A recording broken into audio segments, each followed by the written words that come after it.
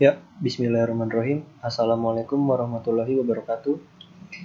Masih setia di frekuensi kesayangan kalian. Mana lagi kalau bukan di 23.6 Real Radio.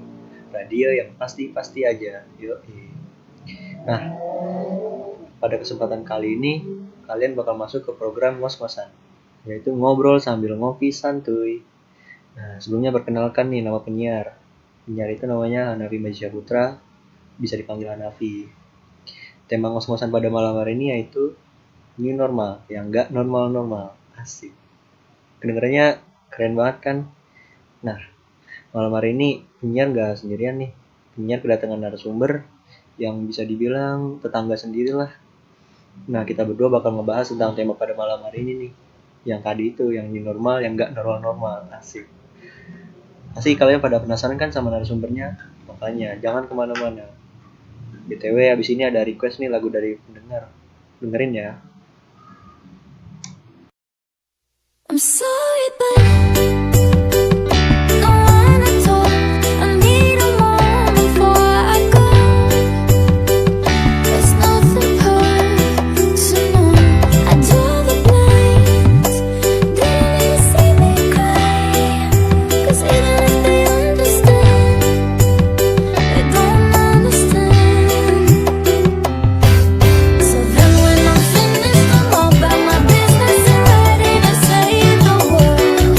I'm taking my misery, making my bitch, give me everyone's favorite. So take it and fly away. I've never been so wide awake. No, nobody but me can keep me safe. And I'm on my way. My heart is on the rise, a fire burning in my eyes. No, nobody but me can keep me safe.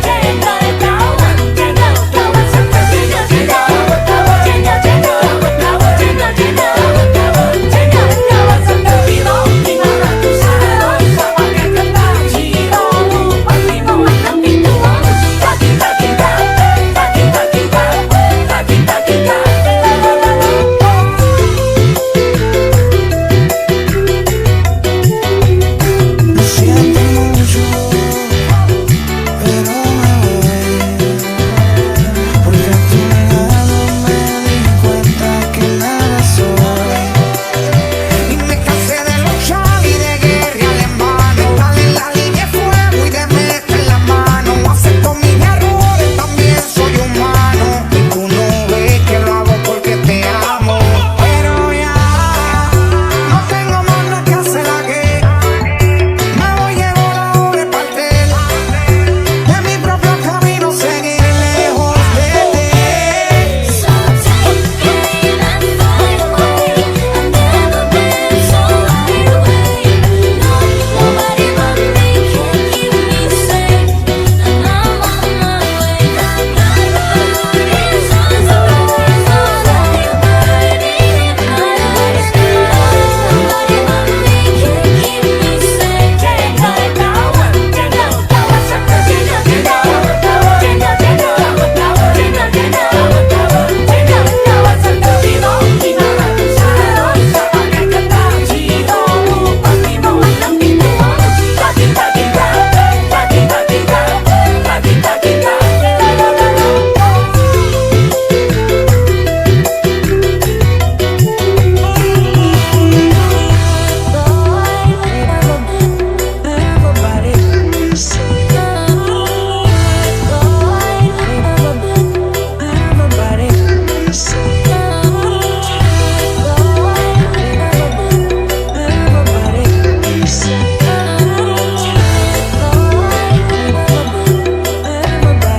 Kita goyang lagi, bro.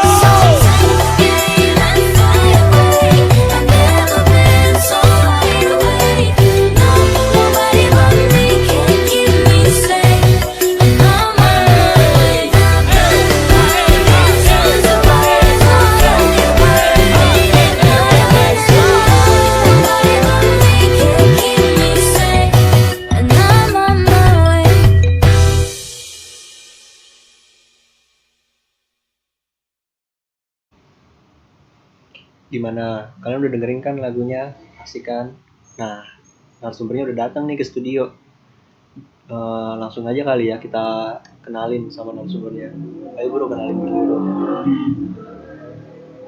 Assalamualaikum warahmatullahi wabarakatuh. Nama gue Maheswara Langgeng. Gue masih mahasiswa di Universitas Budi Luhur Jakarta semester 5 menuju 5 maksudnya. Yoi, dia anak kampus juga nih. Jadi ya kita bisa ngebahas tema ini yang judulnya itu new normal, yang gak normal-normal, pakai sisi akademik, sisi sosial. Ya pokoknya kita bahas lah bareng-bareng. Nah, menurut lu sendiri nih bro, gimana sama tema kita pada malam hari ini? Udah cukup menarik belum? Apa lu mau ralat apa mau gimana? Coba jelasin dong dari sudut pandang lu. Temanya new normal yang gak normal-normal. Itu kan bener kan? Oi, Ya menarik sih, menarik. Gak ada yang perlu diubah lagi. Ya semua kan tergantung sama keadaan yang ada di di lingkungan kita sekarang nih. Orang belum ada penurunan ini tapi udah disuruh normal. Ya bener, yang gak normal-normal. ya bener juga nih kalau kata Bung Mahes.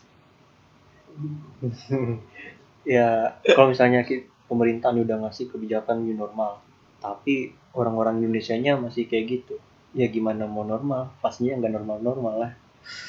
Ya mau gimana lagi? Emang susah sih kalau merubah pola pikir negara berkembang, negara berflower. Gimana mau berkembang orang orang psikisnya aja kena. Menurut narasumber nih, dampak new normal itu gimana? Baik atau buruk? Boleh dong jelasin. Eh,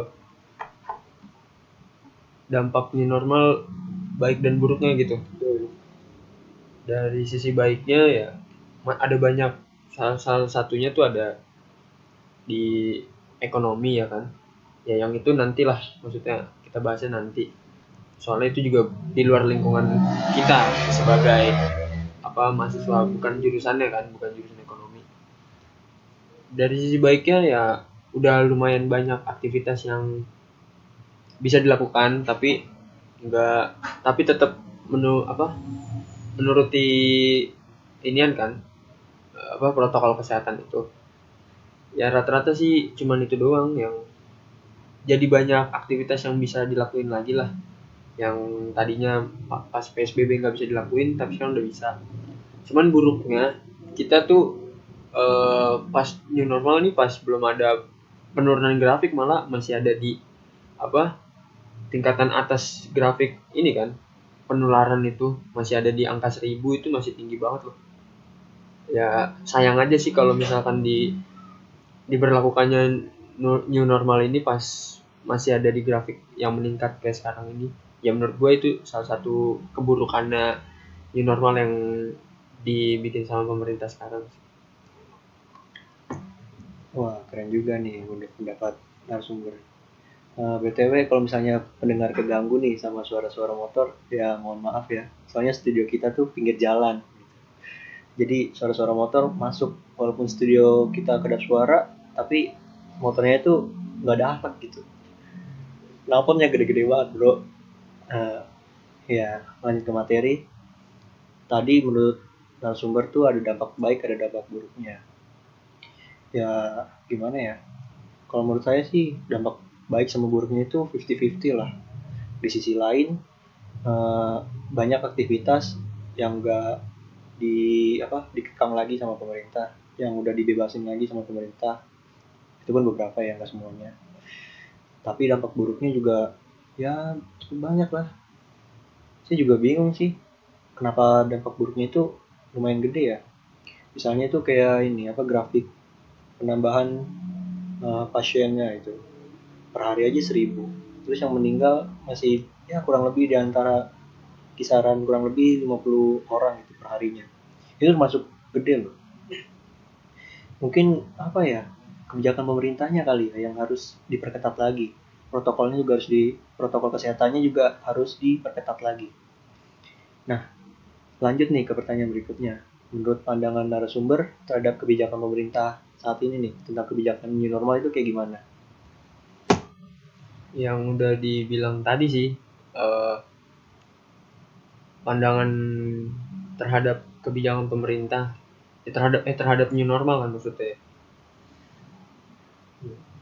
Lebih banyak, salah satunya itu masih adanya grafik yang meningkat ya kan di angka 1000 itu termasuk ya salah satu keambiguan yang dibikin pemerintah kebijakannya sampai sekarang tuh maksudnya apa.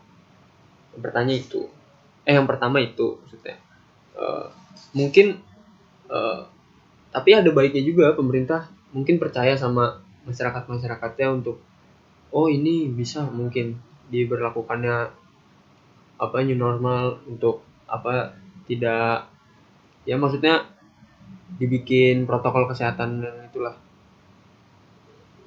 Udah itu aja. Oke, bagus juga sih dari pandangan Bang Mahes nih, Bro Mahes, asik.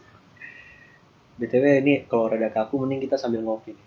Sesuai program aja, ngos-ngosan. Ngopi dulu. Ngobrol sambil ngopi santai.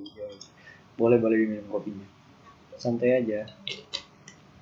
Jadi ya kebijakan pemerintah kalau menurut saya sih ya ada yang bagusnya. Tapi gimana ya? Kenyataan di lapangannya tuh nggak sesuai ekspektasi saya loh.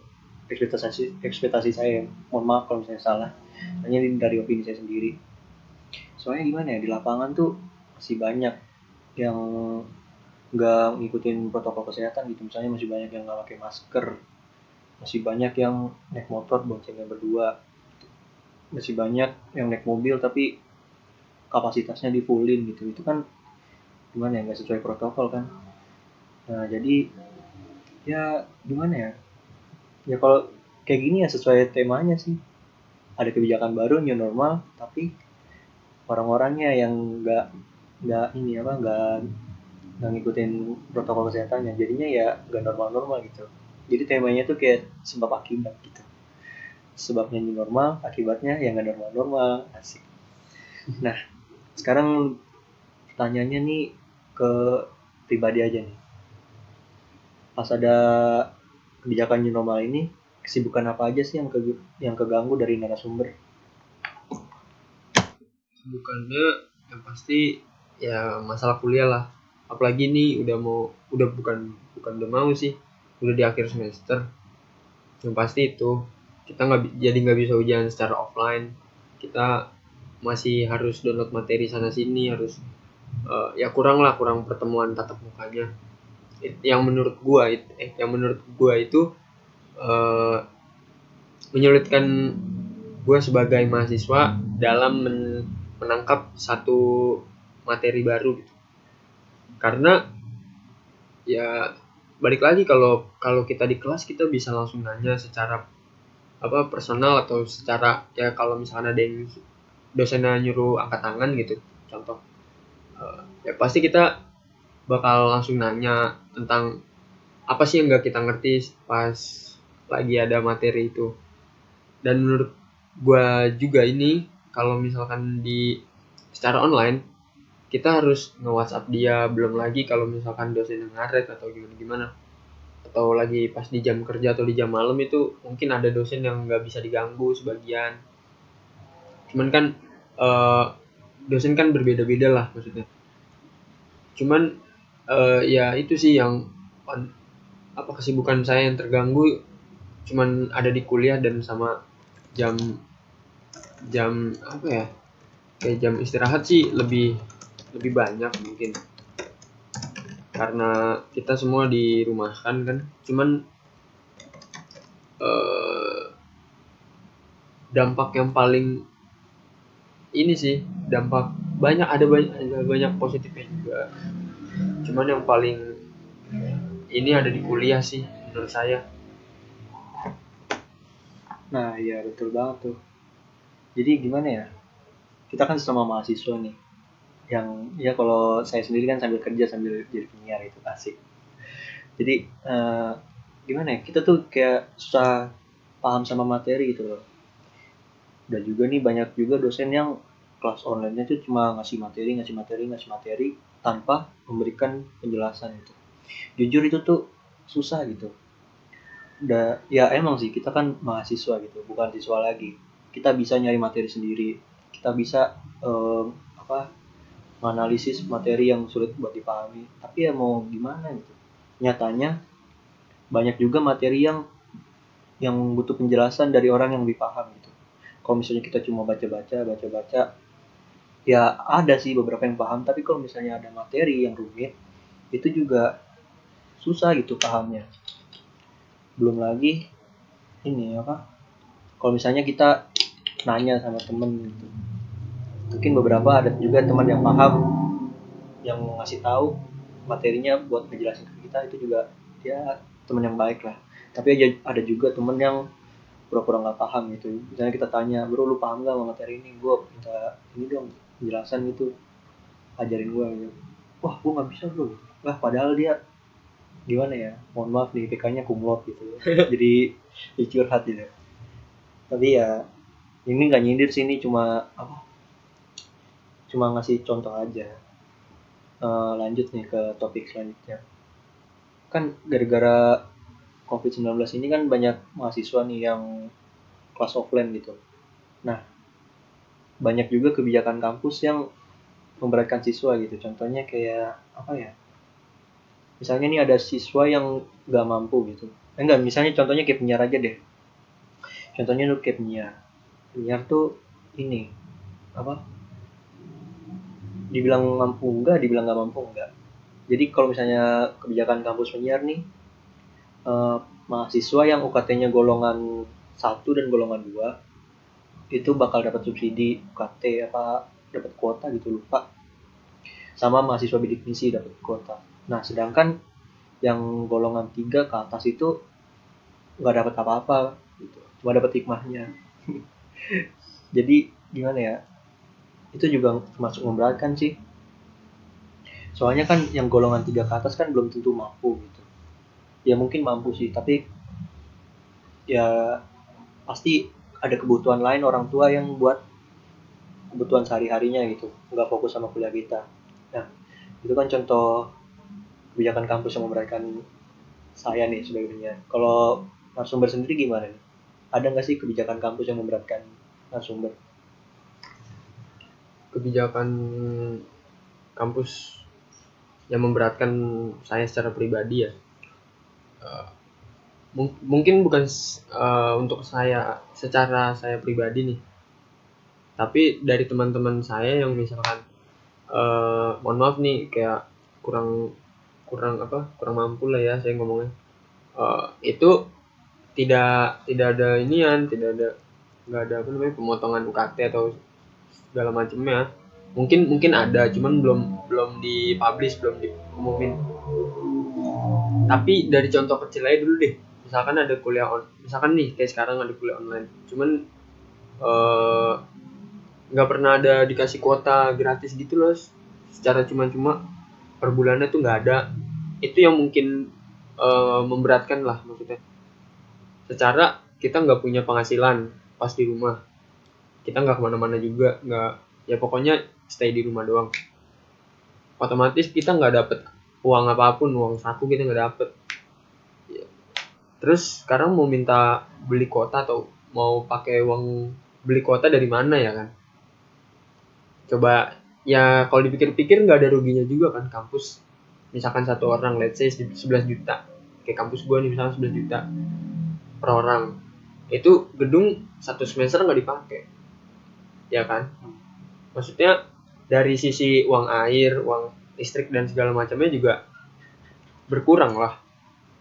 Kalaupun dijatahin satu anak 100.000 untuk 1 bulan kuota juga masih terjangkau lah. Ya itu doang sih, maksudnya kayak ya sebenarnya banyak juga, mungkin terutama kayak kuliah online itu ini loh memberatkan gitu. Let's say kayak misalkan tugas lu banyak gitu. Padahal balik lagi problem lu itu ada di kuota, misalkan entah itu suruh upload video sebesar 1 giga atau emang tuntutan lu ngupload video 1 giga kan, buat anak-anak komunikasi itu misalkan contoh. Kayak misalkan disuruh upload video 1 giga, bikin video dari rumah gitu dengan tema corona. Pas diupload ke YouTube dapatnya 2 giga misalkan. Ya itu kan juga pakai kuota-kuota sendiri kalau misalkan nggak pakai wifi. Memberatkan juga gitu. Ya itu doang sih paling, soalnya kebijakan-kebijakan. Tapi kampus gue tadi baru diomongin nih sama dosen gue pas gue abis meeting, anjay. Enggak serius nih, Google Meet tadi gue sama dosen gue ngomongin UAS. Dia tuh emang orang penting gitu, kayak ya pokoknya dosen tingkat atas lah, sembari jadi pejabat kampus maksudnya gitu. Dia bilang nanti kayaknya wacana September masuk di ajaran baru nih, misalkan di semester gasal itu kayaknya bakal berlaku deh, soalnya dia ngelihat anak-anak mahasiswa itu udah berumur ya, maksudnya beranjak dewasa lah, maksudnya udah di umur 20-an dan ya mungkin udah punya imun yang kebal juga kan. Ya maksudnya lagi di tren kebal-kebalnya sama imun lah maksudnya. Itu pasti bakal yang ngaruh juga ke secara penularan atau gimana. Tapi itu kayaknya nanti September bakal dimasukin, tapi jadi misalkan kuota kelasnya 50 orang dipotong jadi 25 orang per satu kelas. Jadi kayak gitu. Mungkin nanti sebagiannya di onlinein, sebagiannya offline. Tapi ini baru kayak kayaknya pasti bakal disahin sih kalau menurut gue. Kalau menurut lu gimana sih? Keren sih kebijakan dari kampusnya Mahes nih. Saya juga baru dengar ada kebijakan kayak gitu, tapi itu masuk solusi lah, udah termasuk solusi itu. Bagus sih kalau menurut gue sendiri kebijakannya. Kalau boleh curhat nih, balik lagi ke tadi nih, kelas online itu kan gimana ya, kalau buat penyiar sendiri nih itu termasuk ngeribetin loh.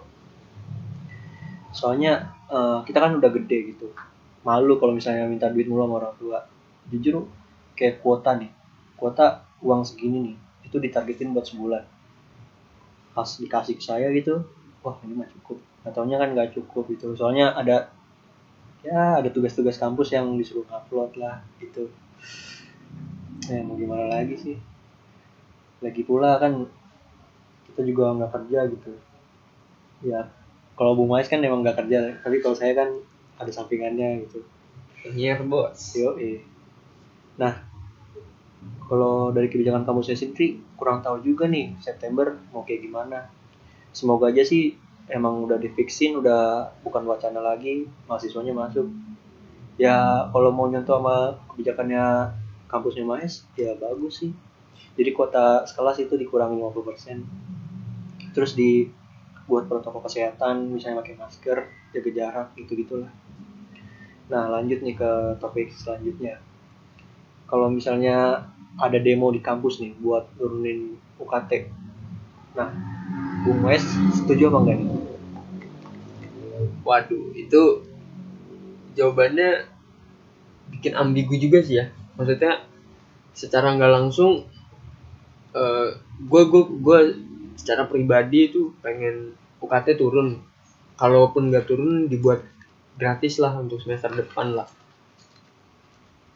Tapi kalau misalkan demo pas lagi kayak gini juga nggak disarankan kan. Jadi bingung juga. Mungkin pakai terobosan lain, karena emang lagi di rumah ya bisa lah menyuarakan pendapat lewat misalkan let's say lewat Twitter, lewat Instagram. Kita demo lewat situ aja juga mungkin bisa kok. Asal semua turun secara kolektif gitu, mungkin dari BEM, dari semua himpunan menyuarakan satu suara, satu pendapat di di platform yang sama. Kalaupun kurang di satu platform bisa disebarin ke platform lain gitu misalkan. Jadinya bakal bisa sih kalau menurut gue. Lebih baik kayak gitu juga kalau misalkan lagi kayak gini. Kalau misalkan lagi corona kayak gini kita demo juga kesempatan chance untuk lu kena corona juga lebih besar kan. Makanya lebih baik demo secara daring lah, secara online gitu. Masih ada solusi yang banyak kok dibanding kita turun ke jalan gitu. Gue bukan bilang buang-buang waktu ya, cuman kayak lagi kayak gini, kalau misalkan lagi atau semua udah normal juga, monggo mau demo kita turun jalan bakar ban juga gak apa-apa, terserah. Tapi kalau lagi kayak sekarang, gue sih nggak menyarankan untuk turun ke jalan. Cuman kalau mau menyuarakan pendapat lewat satu sosial media atau platform yang lain, ya silakan, go for it aja. Wah, bagus sih. Ya emang maksud gue gitu tuh. Maksudnya demo bukan secara offline gitu. Emang kalau demo secara offline gitu kan ngeri juga ya. Rame-rame turun ke jalan. Apalagi pas lagi pandemi gini. Emang maksud gue tuh demo pas lagi online gitu. Nah, ada nih berita yang unik. Gue baca-baca kalau nggak salah dari Unip. Unip tuh aslinya tuh keren nih. Dia jadi BEM-nya itu nyuruh buat anak buahnya buat ngasih 1000 pesan ke rektorat lewat WA atau SMS. Wah, itu kan gimana ya? Maksudnya kan kayak spam gitu kan. Kampusnya juga ya? Hah? Kampusnya? Kalau kampus saya sendiri itu lewatnya Twitter. Aksi lewat Twitter. Ini lebih seru tuh dari Unip. Kalau nggak salah Unip tuh apa sih? Bengkulu ya? Iya. Unip Universitas Negeri Bengkulu. Itu ngirim 1000 pesan lewat ke WA, rektorat dan Wakarek kalau nggak salah.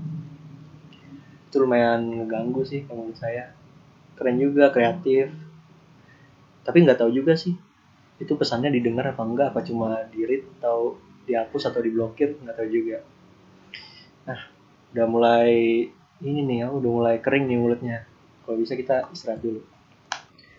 Ini ada pesan nih dari narasumber. Ya, pesannya itu balik lagi sih, gue pengen ngomong tentang suaranya yang kita suarakan tuh didengar apa enggak. Jujur itu gue kesel aja gitu loh, maksudnya terus gunanya telinga dan mata lu buat apa gitu kalau misalkan, sorry nih yang merasa teroffense kan, maksudnya. Cuman mohon maaf Pak, saat kita udah bersuara tapi tidak didengar kan sama aja kayak ngomong tapi dikacangin. Ibaratnya kalau bapak lagi ngomong sama istri bapak misalkan, atau sebaliknya gitu, terus didiemin kan pasti bakal marah kan. Daripada ini, kalau bapak merespon juga pasti bakal menurunkan sisi emosional mahasiswa yang lain. Lebih baik seperti itu kan, direspon atau diberi penyuluhan lah. Oh, ini nanti kita rancang dulu, kita rumuskan dulu, atau pokoknya dihitung-hitung dulu lah solusi yang terbaik itu seperti apa misalkan. Daripada kalau misalkan tidak didengar gitu, kalau lebih gondok tidak didengar kan, macam kayak yang pas itu di Senayan itu loh. Ya nggak ada yang mau keluar. Ya semacam kayak gitu aja. Kita bersuara bukan semata-mata untuk ya keren-kerenan atau gimana lah, cuman karena emang turut merasakan apa yang bisa kita rasa saat ini loh, maksudnya kayak gitu. Tolong ya Pak, Bu, kalau misalkan ada yang bersuara tolong didengar ya. Sekali lagi, kan punya kuping tuh. Terima kasih, selamat istirahat.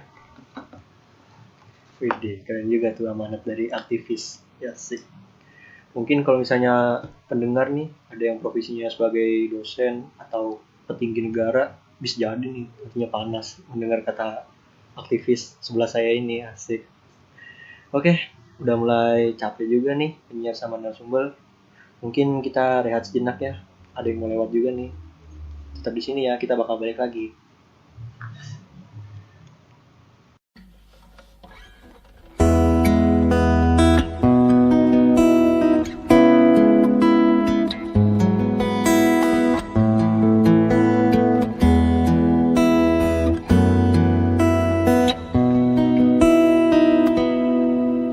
Sepi nih oh iki ngeri dua hati sing tansah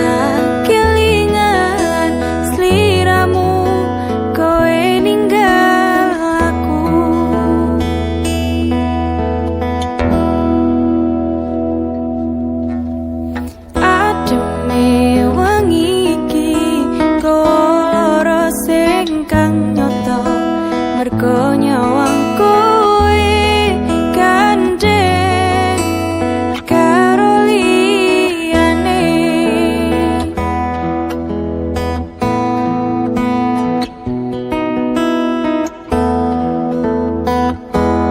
Yen pancen iki wis garise, aku ikhlas lahir batine.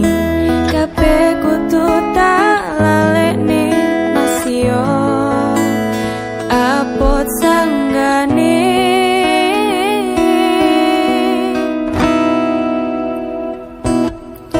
Resepirane lara ati iki amarga ditinggal pergi, tapi lara ati iki amarga dianati.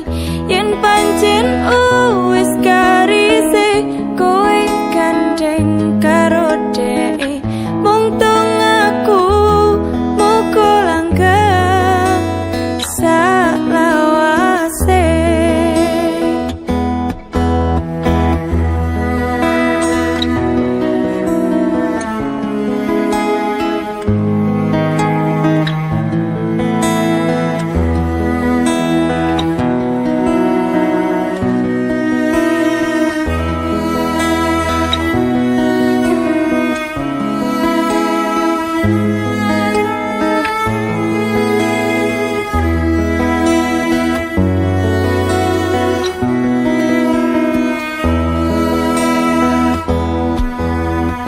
Ademi hawa iki nggawa lara sing kang nyoto, mergo nyawang kowe gandeng karo liyane.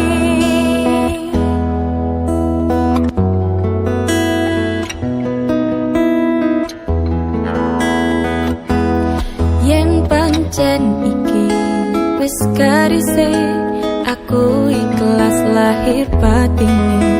Kabeh kudu tak lalekne masio apot sanggane. Resepirane lara ati iki amarga ditinggal pergi, tapi lara ati iki amarga dihianati.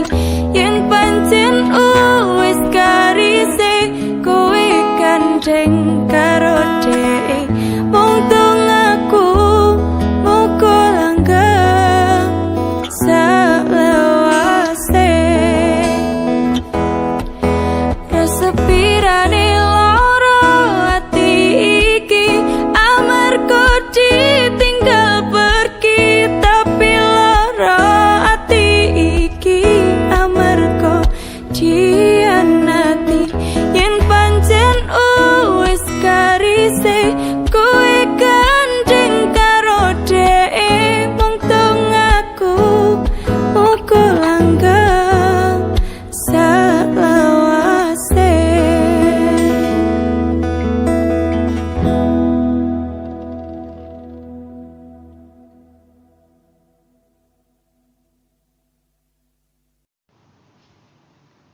Ya, balik lagi sama kita nih, sama penyiar, sama narasumber juga. Masih sama Bung Mahes, gak ganti. Semoga kalian gak pada bosen ya. Asik. Nah, setelah istirahat tadi, kita waktunya masuk ke ini nih, ke kuis. Gak kuis sih, apa ya, bagian sharing. Tadi penyiar udah bikin snapgram, dan kita bakal baca ini tanggapannya satu.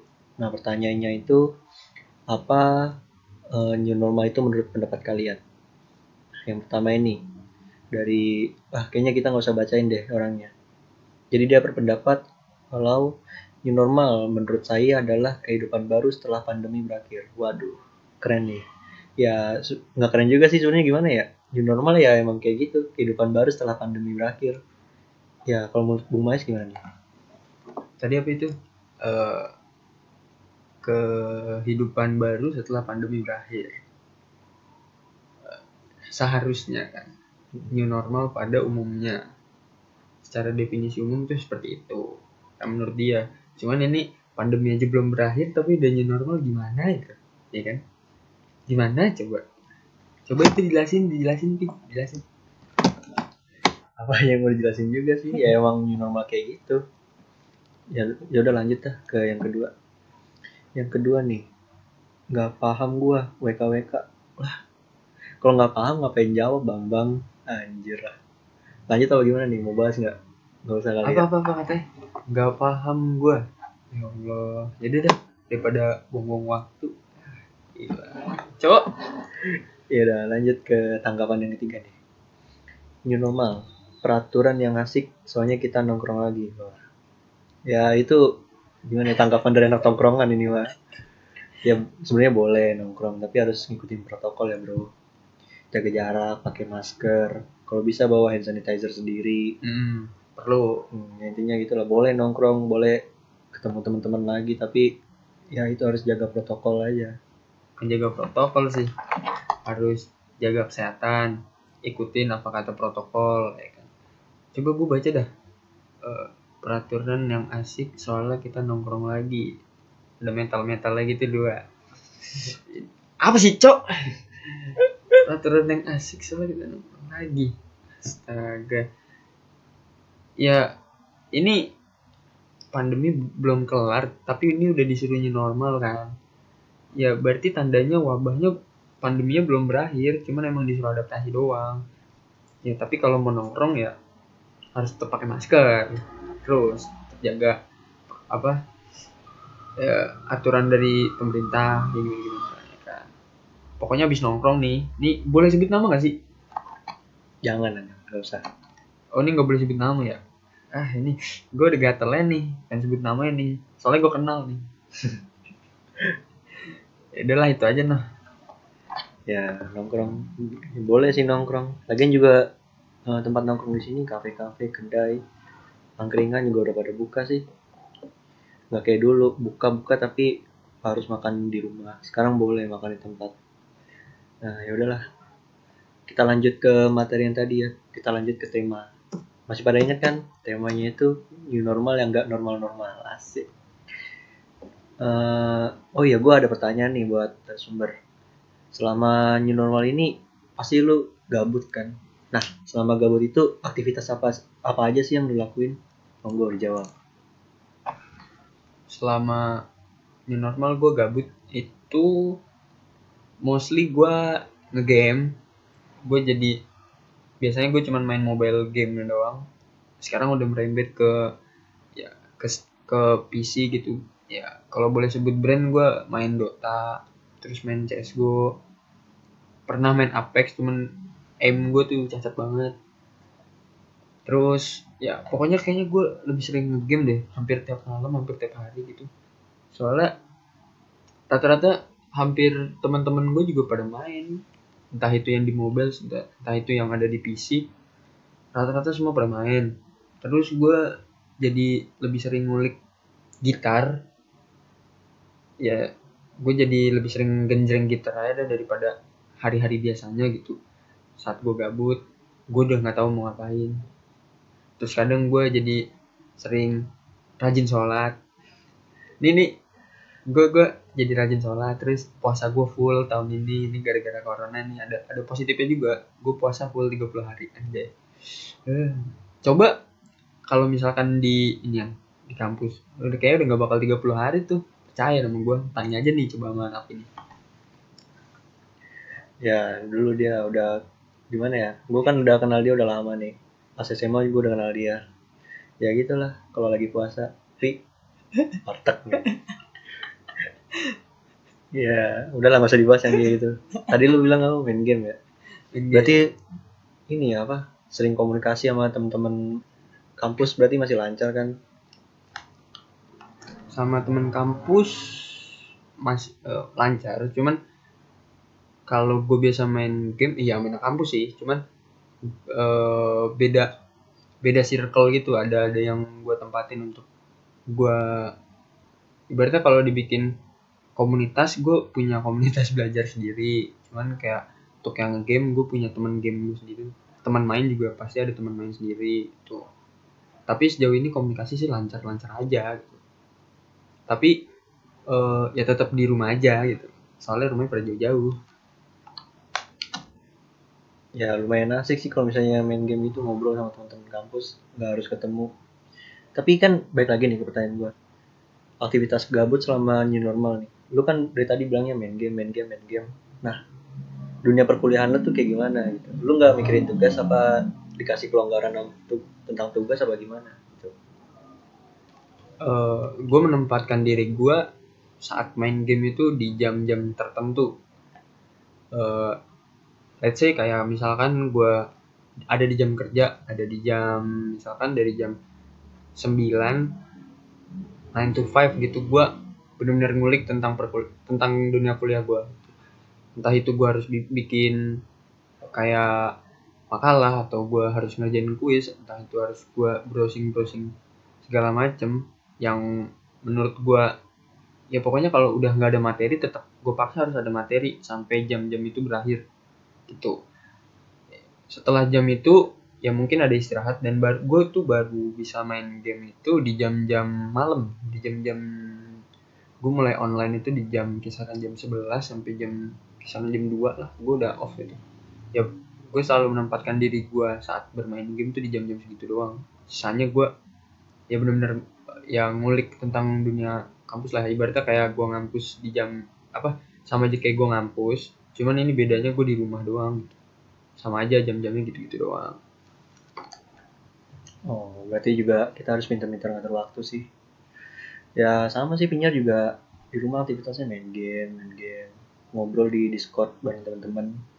Yang belum tahu tuh Discord itu aplikasi chatting di game itu. Kan biasanya kan di game kan aplikasi on voice-nya kan jelek tuh. Kita biasanya pakai Discord gitu. Nah, itu kan gimana ya? Kalau misalnya kayak narasumber nih kayak Maes nih. Dia kan main game nugas, main game nugas. Pasti kan harus pintar-pintar ngatur waktu kan. Nah, buat narasumber nih, ada saran nggak sih buat para pendengar? Gimana caranya biar kita bisa ngatur waktu gitu, yang baik dan benar? Monggo. Mengatur waktu yang baik dan benar. Jujur nih, gue orangnya juga nggak selalu selalu tepat pada waktunya gitu. Gue kadang bisa terlalu ngaret, kadang juga terlalu bisa untuk on time gitu.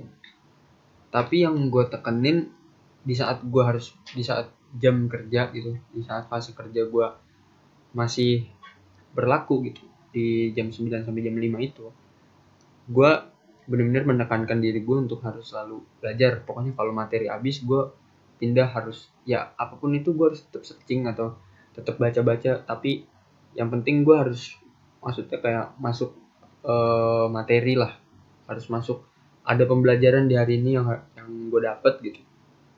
Nah, kalau lu udah memenuhi kewajiban lu itu, lu ya bisa tetap bisa kalau lu mau melampiaskan di game silakan, tapi jangan sampai lupa sama apa yang jadi prioritas lu pertama sih, maksud gue kayak gitu. Jangan lupa sholat juga, anjay.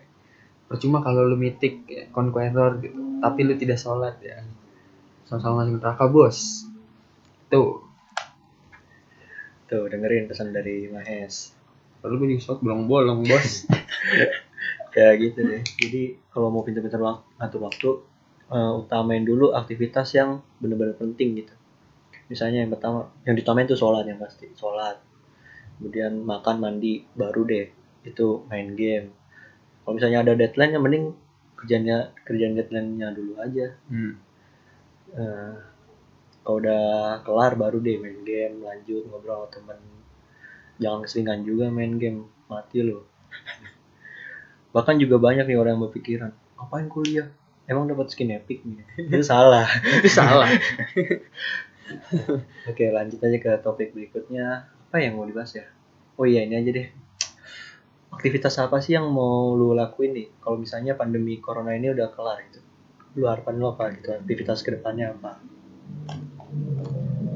Aktivitas yang bakal gue lakuin saat pandemi kelar, yang terpasti gue pengen kuliah, gue pengen ya bisa naik motor gue ke kampus, bisa salim sama orang tua gue lagi, bisa ya pokoknya bisa maksudnya bisa ketemu sama temen gue di kampus gitu.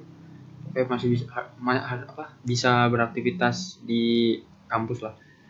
Prioritas gue sih itu, cuman ada yang paling gue ini sih kayak pengen gue lakuin tuh naik gunung bos. Iya.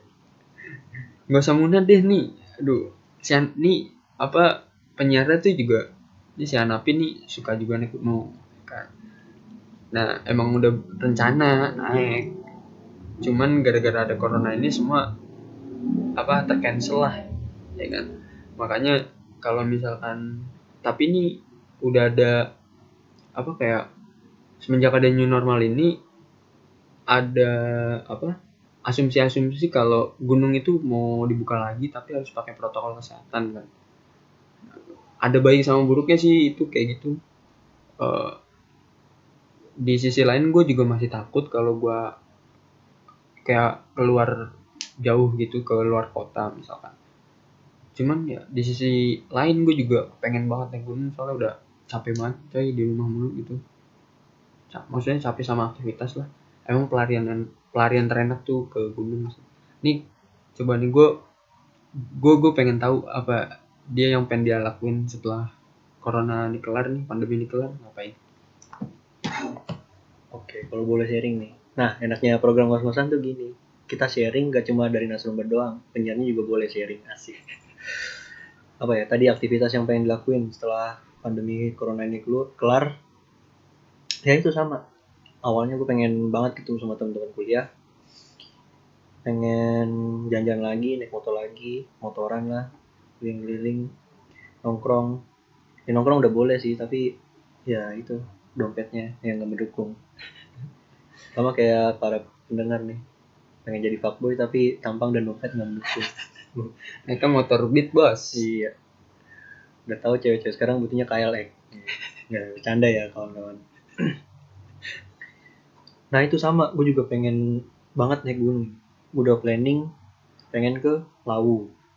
Nah tapi Lawu tuh belum dibuka. Yang gue baca-baca nih dari artikel, ada beberapa gunung yang udah dibuka pas new normal ini. Ada berapa ya? Salah satunya aja deh. Salah satunya itu Gunung Merapi. Gunung Merapi itu udah dibuka asal pendakinya itu mengikuti protokol kesehatan. Misalnya kayak pakai masker, jaga jarak nggak sih? Kurang tahu juga. Saya juga. Lagian juga kan Merapi itu nggak sepadat gunung-gunung lain gitu, gunung-gunung ya nggak setenar gunung-gunung lain lah. Soalnya yang saya tahu tuh Merapi pendakinya nggak terlalu banyak, nggak terlalu sedikit, sedang lah. Tapi itu nggak rame-rame banget juga. Soalnya di trek trek Kemarea menuju puncak tuh yang katanya kayak miniatur Semeru gitu, yang jalurnya berpasir semua. Ya sama sih, saya juga udah planning nih sama Maes pengen naik gunung. Tadinya katanya mau ke Sindoro sih. Ya ayo-ayo aja, asalkan pandemi udah kelar, duit ada, fisik ada, tinggal gas aja. Nah, gimana nih kalau dari Mas? Nih gue nggak tahu nih. Cuman setelah gue baca-baca di Google gitu, di artikel-artikel gitu perihal naik gunung saat pandemi masih berlangsung dan setelah pandemi berlangsung, itu yang perlu ditingkatkan itu kan dari kitanya duluan nih, misalkan dari para pendaki yang harus kayak butuh surat sehat gitu, terus butuh entah itu ada rapid test gitu, harus ya pokoknya benar-benar harus terjaga lah kondisi fisiknya dan memadai di di pendataannya gitu. Tapi kalau misalkan lu setuju nggak Pi kalau misalkan eh kayak pemandu wisatanya gitu, kayak kalau kita biasa nyebut orang-orang di base camp itu juga harus menaikkan kualitas layanan dia juga nggak sih, kayak misalkan hampir di setiap pos dikasih, ya itu protokol kesehatan lah, maksudnya di hampir di setiap pos dikasih hand sanitizer, atau hampir di setiap pos dia ada di situ. Kalau ini ya pokoknya ditingkatin layanan kualitasnya itu Menurut lu penting gak itu kayak gitu? Dibilang penting gak penting ya penting sih. Soalnya gimana ya, itu kan buat menanggulangi pasien corona yang membludak kan. Jadi ya kalau menurut gue sih mungkin alangkah lebih baik misalnya pendaki itu yang menyiapkan hand sanitizer sendiri gitu. Jadi di setiap base camp pas pengecekan barang, biasanya kan gunung-gunung sekarang kan gunung-gunung zaman now tuh ini apa? Setiap base campnya kan didata kan sampahnya, didata barang bawaannya. Nah di situ tuh mungkin setiap pendaki wajib bawa hand sanitizer sendiri gitu. Yang nantinya bakal dipakai di ya terserah deh mau dipakai di pos 1, pos 2 atau di Kemarea. Soalnya itu kan barang yang penting juga kan buat ngilangin apa ya tempelan-tempelan virus di tangan kita gitu. Ya gitu deh. Jadi eh apa ya? Jadi setiap pendaki tuh yang pertama itu kan contohnya nih kayak di Merbabu nih. Setiap orang itu wajib bawa SB, wajib bawa air minum 2 liter. Sebenarnya kalau buat pendaki pemula itu kan apa ya? Memberatkan gitu. Jujur pas pertama kali saya ke Merbabu nih, cerita sedikit nih ya. Pertama kali ke Merbabu itu tuh kaget gitu. Waduh, peraturannya seketat ini ternyata. Mana barang bawaan dikit ya udah. Akhirnya kita beli di base camp dadakan sampai dananya benar-benar habis asik. Tapi mau gimana lagi? Udah nyampe base camp masa mau turun lagi. Nah, kalau menurut Maya sendiri nih, setuju nggak sih direkomendasiin kita naik gunung pas lagi adanya COVID ini, pas lagi new normal gini? Kalau menurut gua direkomendasikan atau tidak? Kalau untuk sekarang, mohon maaf nih, gue sangat-sangat tidak merekomendasikan karena ya perihal itu kita kalau mau naik gunung itu butuh namanya kebebasan. Tapi dalam artian lu bukannya bebas banget di gunung gitu loh. Kebebasan dalam artian lu butuh apa? Good vibes, butuh suasana yang baik lah maksudnya. Momen yang tepat. Momen di saat lu capek lu bisa menenangkan diri lu di situ. Dan sedangkan kalau misalkan kita ke sana sekarang atau kita ke gunung sekarang atau pada kebijakan pemerintah yang ditetapkan sekarang di normal ini, menurut gue itu kurang direkomendasikan karena kita ke sana itu dengan hati yang was-was. Kita ke gunung itu dengan hati yang was-was. Karena coronanya juga belum kelar, pandeminya belum kelar. Ini new normal cuman untuk sektor perekonomian doang. Menimbulkan jadi kita kayak ke sana tuh semacam kayak dalam tanda kutip nih bunuh diri ya nggak sih, kayak di saat ada wabah yang belum kelar tapi kita menuju ke sana yang belum tahu dan kita pun nggak bisa ngelihat coronanya tuh yang kayak gimana, entah itu benar-benar masih ada di gunung, coronanya ada di gunung kan sama aja kita mendatangkan nyawa ke sana. Jadi ya gue sangat tidak merekomendasikan untuk sekarang. Tapi kalau misalkan ya kita lihat dulu per bulannya gimana, grafiknya turun atau tidak, ya semoga aja lebih cepat lah, ya kan. Siapa sih yang nggak mau naik gunung? Cuman kalau untuk sekarang gue sangat-sangat tidak merekomendasikan untuk para pendaki naik gunung. Coba kalau masnya nih, mas penyarion nih, rekomendasikan atau tidak? Ya kalau dari saya sendiri sih dibilang kangen ya kangen naik gunung. Tapi mau gimana lagi, mas situasinya masih kayak gini ya, mending jangan deh, mending tantaran aja. Terus gue sendiri juga pernah baca nih di sebuah artikel kalau misalnya gunung itu bakal dibuka lagi, tapi kapasitasnya itu cuma 50% dari kapasitas Bener, biasanya. Walaupun kayak gitu juga ya masih was-was lah kitanya juga. Lagian juga yang dibutuhin buat naik gunung tuh bukan cuma fisik tapi juga mental. Kalau misalnya kita fisik kuat tapi mentalnya kurang kan sama aja bohong gitu. Mental buat naik gunung sih ada, tapi kalau misalnya pas lagi naik gunung tiba-tiba kita turun mental, tiba-tiba kita kepikiran, waduh, kalau misalnya gua terpapar virus gimana nih? Itu kan sama aja bohong ya kan. Eh, ya gitu aja sih paling. Ya udah, kita lanjut ke topik berikutnya. Masih ngomongin aktivitas nih. Menurut narasumber, aktivitas positif apa aja nih yang bisa dilakuin saat pandemi ini berlangsung? Aktivitas positif, gue jadi lebih sering jadi rajin sholat. Itu udah emang kewajiban, cuman gue kurang aja, maksudnya kurang, bukan mendalam sih, kayak kurang mau kurang ini aja. Jadi kadang gue sholat bolong gitu. Terus tapi di pandemi ini kayak lu nggak ada alasan buat bolong lagi nggak sih, kayak sampai lu bolong sholat ya malu banget lah sama agama lu. Jadi tapi juga dosa kan. Terus gue jadi masalah ibadah gue jadi lancar lah gitu. Terus ya puasa tuh gue jadi full, alhamdulillah, soalnya gue nggak kemana-mana tuh. Ya yang positif banyak lah, gue jadi bisa ngebantu orang tua gue bersih-bersih lah, walaupun nggak setiap hari, tapi gue lebih bisa meringankan beban dia dalam menjaga rumah dan merawat rumah yang seharusnya juga gue miliki kesadaran itu. Paling itu doang ya, itu doang sih. Itu bersih-bersih inisiatif atau disuruh tuh?